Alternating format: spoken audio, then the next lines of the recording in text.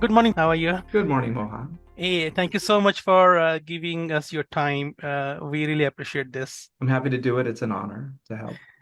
So this is a series of videos. We are talking to our customers and just taking a feedback, how the experience has been so far. What do you think about us, our services, and how can we do better, and just bunch of other stuff like that. Mhm. So tell us something, about this partnership, how it has been, and which specific service, because we have a wide range of services. So which one you're using from our portfolio?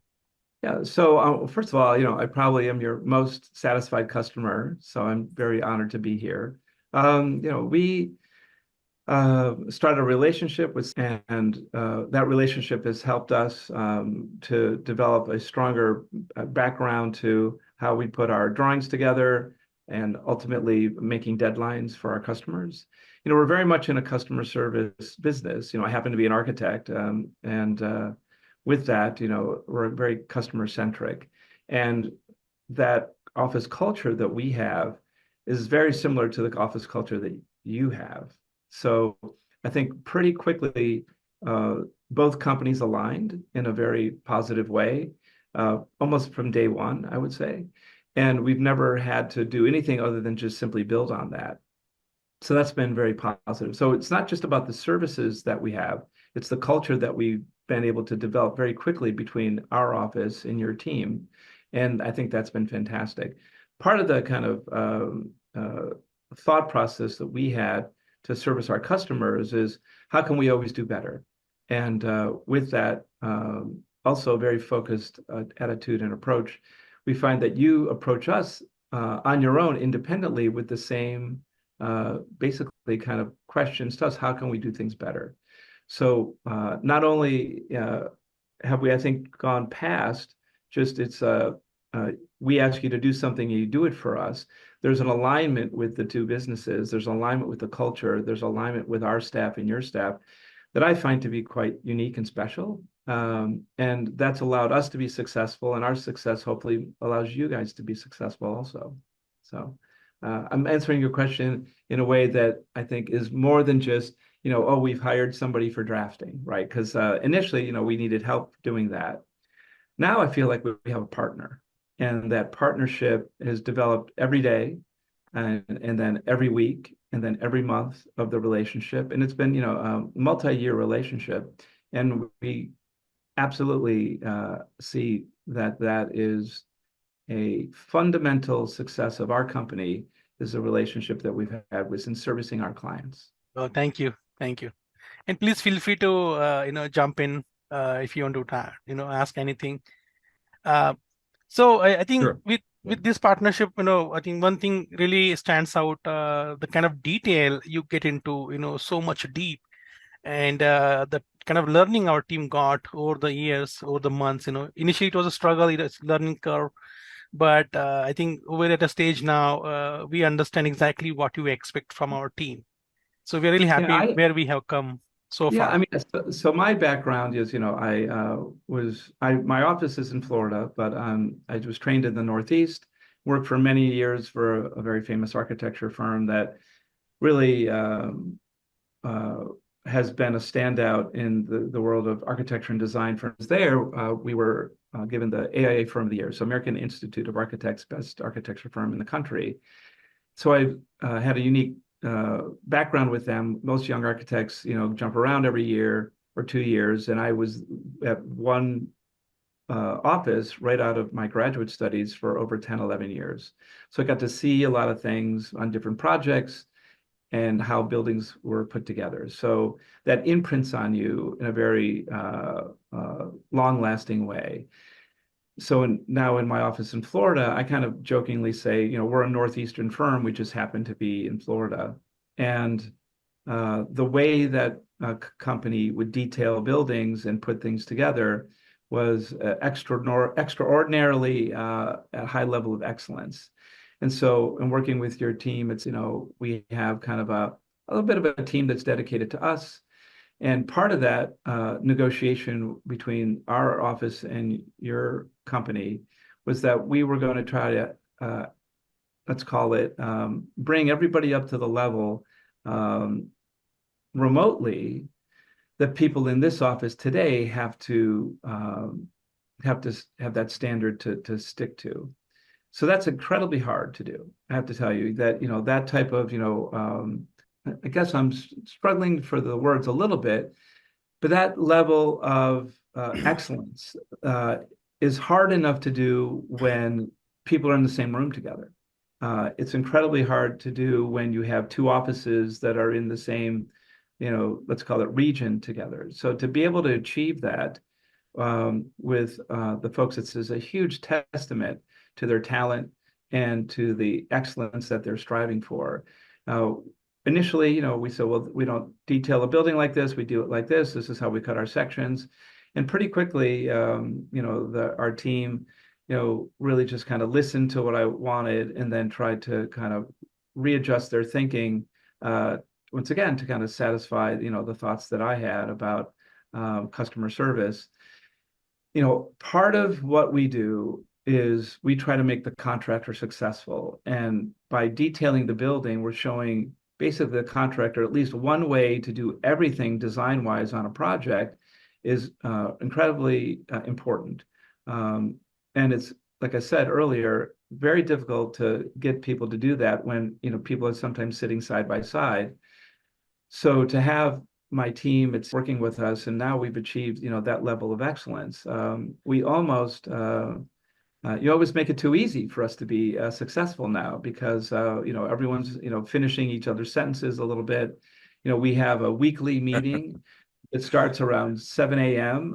One of my people here, is on the call, and there's, two or three or four sometimes people from on the call. So if 7 o'clock our time is way into the evening for the folks, so they're willing to stick around, be on the call at 7 or 8 o'clock at night, which is extraordinary once again. So the team that we've created, the communication that we have, the level of excellence that we're all trying to get to, is really unusual. And it's all about a mindset, and it's all about caring. And we have that partnership with, which I was not expecting to begin with, but now I feel like it's an everyday occurrence, which is fantastic. Wow, that's Yeah, and I incredible. think it takes two parties. It takes mutuality in this, and we want to Right. thank you for that. You had early on, you had your top most senior PM who was on board. You enlisted Kevin, and he was on board, and he was working directly with Ruchi and Ruchi, who at that time were architects, and now both significant team leaders and heads of architecture at the company years later. And they established a tactical rhythm that not only delivered architecture, but best practices on a day-to-day basis. And we can't thank you enough for being there the whole time. We've always been accused in a good way by contractors of drawing 10 sides of a four-sided box, or 10 sides of a six-sided box or something, meaning, they can't believe the amount of detail and that we put into a project. And it's always been a little bit of a struggle when you have people join the office where they don't do that. And some people can't get to that level ever. Some people can't get to that level, but it's a burden for them.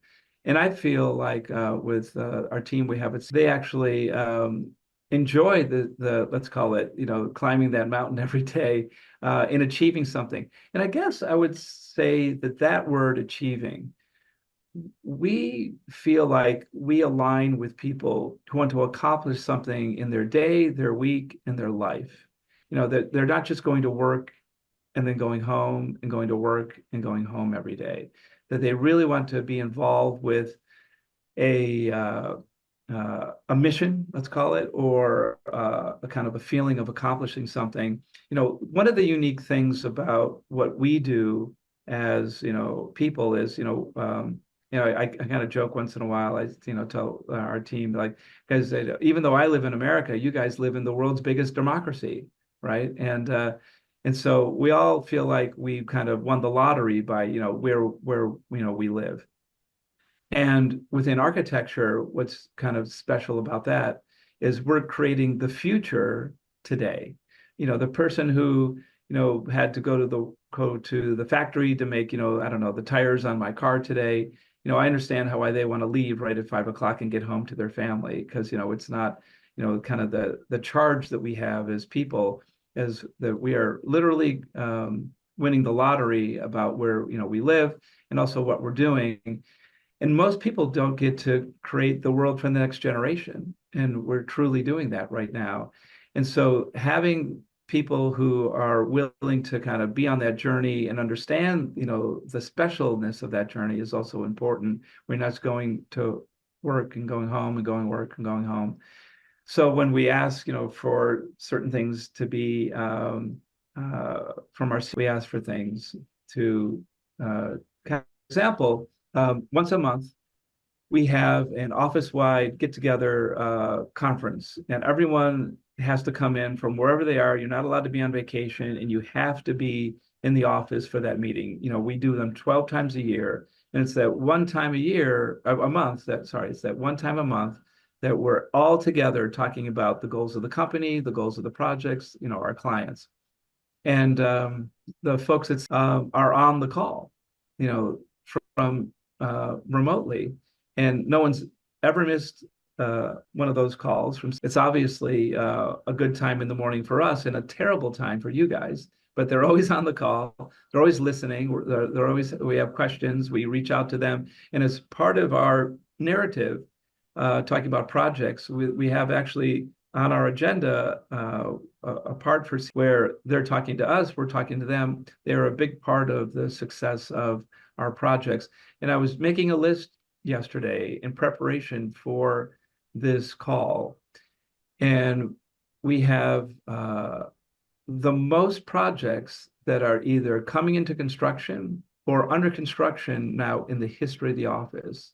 And part of that is the success that we have with that we're a small office, but now I think we have something like 11 houses under construction. We've never had that many at one time, and 6 more coming up. And almost every one of them, if not 99%, the folks that's had a hand in the success of that project.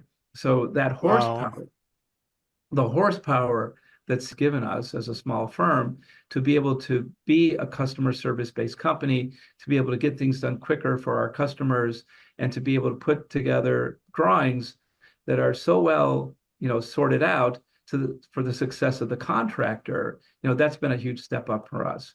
I do try to communicate to everybody in terms of our office culture. A lot of architecture firms and architects in particular, they kind of think the project's about them. For us, when we're done, it's a roll of drawings, right? And when the clients come in, whether it's commercial, residential, institutional, they're not looking for a roll of drawings. They're looking for a building. And so if we change our approach and we have that we're trying to make the contractor and the subcontractor successful, how do you do that? Well, not wanting for information, not wanting for a drawing that's missing, not wanting for a detail that's not finished or a note that's missing. If we can make all those people around us, there's no way a project and a client can't be successful. But if we think that the project's about us and everyone is sort of behind us, there's absolutely a huge opportunity for the project to be not successful. So take sort of a different skew as a company to try to do what we're doing. And with, we find that that partnership, which has really become a partnership between us and all our team members. And, there's always also room to grow. We're always learning something. What's interesting about architecture in general and construction in particular is that it's lifetime learning. So we might be drawing some detail for years, and then we see an opportunity to improve it. I don't have a group of people, whether it was or here in the office, that says, well, we've always done it that way, why change it? They usually have, their minds turned on. We're talking about making it better. We see an opportunity. Everybody sees it because everyone's on the same page, and there's no complaints about taking the detail or how we're doing a process or how we're communicating. and making it better every day. It's just become the natural culture of the partnership we've developed back and forth. And then we're also keen on listening. So when the folks that have an opportunity to kind of weigh in, which is why in our monthly meetings, we have that weigh in for the entire office. And then on a weekly basis, we have that with our, kind of day-to-day liaison. We get constant feedback about what's going on. So none of that was something that we just fell into. Those are things that we developed together between our team here and our team that has naturally and organically grown. So with that culture of striving for excellence, so what we're doing today and what we're doing a week from now is always going to be better, because that's what we're trying to do, which is 6 months, it's going to be even better. And a year from now, it's going to be even better. So that's actually very special. And, once again, that's almost hard to do in an office where everyone's in the same room together. But, to do that, kind of with a remote team is absolutely, and I said this before and I'll say it again, it really is extraordinary. So we really appreciate Thank you. that. Thank you. So do you have any more questions? No, just last question. What can we do better, or where do we lack something, where we can do a better job? That's a really interesting question, because when and I think it's very situational, meaning, right now, where we are in the United States, there's a lot of work. And so sometimes things that are not perfect heal themselves because you're just so busy, right? And then if you come to a slowdown, and things in construction do come in cycles, we all know that, and we all admit to that. So when you have those cycles of upside, everything heals itself. And then when things are on the downside, everything's a disaster, right? Everything, there's nothing can fix anything. So I guess the thing to do is, that old phrase, hope for the best, but plan for the worst. So we don't have any conversations internally with our partnership about, if things slow down, what does that look like, right? So we always, as an office, over the last, many, almost 2 decades, have received more calls for work than we can do. So we tend to turn away work that maybe we don't think is a good fit, or it's not a good fit because maybe we don't have an expertise in it. So let's say there's a downturn in the market and we get a call for a project that we've never done before. We'd probably want to take it on, and then later on figure out, how to do it, I guess, as I want to say, because everyone says, well, let's just take it on and then, figure out how to make it happen. When I worked for this, firm up north, the Northeast, that was the AIA Firm of the Year recipient, one of the partners used to say, we got good news and bad news. The good news is we got the job. The bad news is we got the job. So, and so I think, once again, in terms of, I'm a planner by nature. And so, at some point we should probably, as a team, think about, okay, what are those other things that become important to do when times get a little tougher? For example, if you're only doing residential and you've done a lot of residential work, and all of a sudden that slows down and commercial is now really the thing to go to, are you on your back foot, or have you prepared for that, right? So I would say that the only thing that I could see, that we have to improve right now is a conversation of kind of always about the big picture, about where we see the market going. Is there something that we need to pursue? So I would say that my critique is probably more on me than it is on you, that I need to do a better job of thinking about what the crystal ball says for the future. And honestly, people get lazy because, we've had, in our region, usually there's a little bit of a downturn every 6 years. Now you can look back for the last 40 45 years and see that. But since COVID, and they put a lot of money into the market, that kind of pushed that off. And did it push it off permanently? Did it push it as a delay? I don't know. But we still get a lot of calls for new projects, and we live in a region of the world where people want to move to. So it's a little bit of a false, market compared to other parts of the world where people are leaving, right?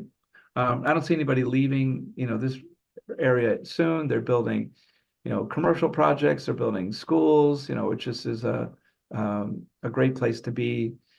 But there's always a slowdown, right? At some point. And are we set up for that? Have we built the machine to satisfy both the good times and the bad times, right? Have we built the machine to be a customer service-based company always, whether we have 11 projects going on or 6 or 7, right? So I would say that any critique I have is more on me than on you guys right now. But I'm happy to admit to it, let's call it, because most people can't admit to anything that they don't see favor in themselves. Right. and then maybe between now and the end of the year, we should start to do that. There was a crazy movie years ago, but with Brad Pitt, and they have a committee of 12, and there's the 13th man, they called it, and so that was the contrarian person. So that person who was the 13th man had unlimited budget to go against the other 12 people to do what he thought or she thought how the world was going to go. So we haven't created our 13th man or woman in the office yet, or team member. So that 13th person, let's call it, that says, well, yeah, this is great, but what if? Hey, this is fantastic, but what about? Hey, this is amazing, but hey, let's have a conversation about XYZ, right? So I think that that's probably more on a management thing that I have to own up to, that as we're talking about it, I'll probably give Mohan a call and say, hey guys, let's talk about that, right? So my only critique about the relationship is